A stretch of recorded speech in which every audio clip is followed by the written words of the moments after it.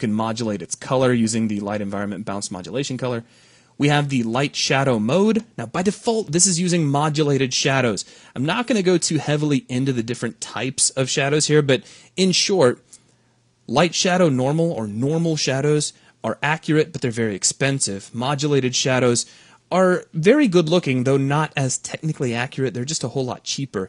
And then modulate better is just a little more expensive than modulate and will help when you're shadowing things like emissive surfaces that don't necessarily need to have shadows landing on them. Though, admittedly, with light mask, this isn't really as much of an issue anymore. So you can just leave this at modulate and forget about it.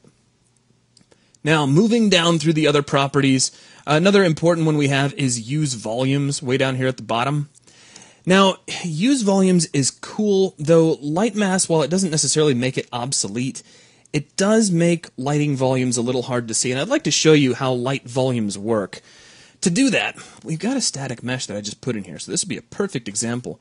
What I'm going to do is select this static mesh and click on the cube button for the red builder brush, and what that's going to do is put a little 256 cube around this static mesh to really show that off to you. With the builder brush selected, I'm going to hold the L key and drag around with the left mouse button. So you see how that volume now surrounds that static mesh. I'm going to move our light so that he's also inside the volume. Like so.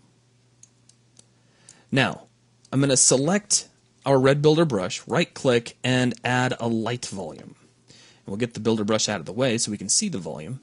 Now, if we open up the light, come under light component, notice that use volumes is on. Now we can choose what type of volume we'd like to have. Would you like an inclusion volume or an exclusion volume? An inclusion volume will say, hey, I want you to light only those objects that are inside this volume. And an exclusion volume essentially says, I don't want you to light anything that is inside this volume. Basically, I want you to exclude everything inside this volume. We're going to use an inclusion volume. Now, to use this, all we need to do is come over to our Inclusion Volumes property, click the Add New Item button.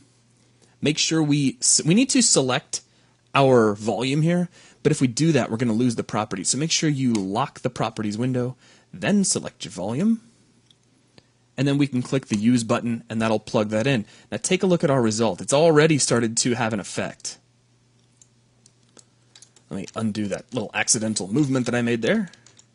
Now, only those surfaces which are touching or are contained within our volume are actually being lit and nothing else is. Now if I do a quick build, this will become even more apparent. So we'll give this just a second to calculate. Light mask actually runs pretty quickly for this very, very simple level. And there we go. So we'll close that. And here's what I wanted to point out. This is doing its job. This static mesh is just barely brushing against the edge of the volume, and this static mesh is within the volume, and that's all good, but you'll notice that you seem to be getting some lighting out here on objects that are not inside the volume, and that's because this volume, while it does affect the direct lighting of a light, it does not affect indirect lighting created by light mask. So be aware of that. Alright, so that's a look at the base light component properties. Let's go ahead and just leave it at that. Let's go ahead and move on to the next video where I'm going to talk about some of the properties for the light mask properties. So that'll wrap things up for this video. Thanks a lot.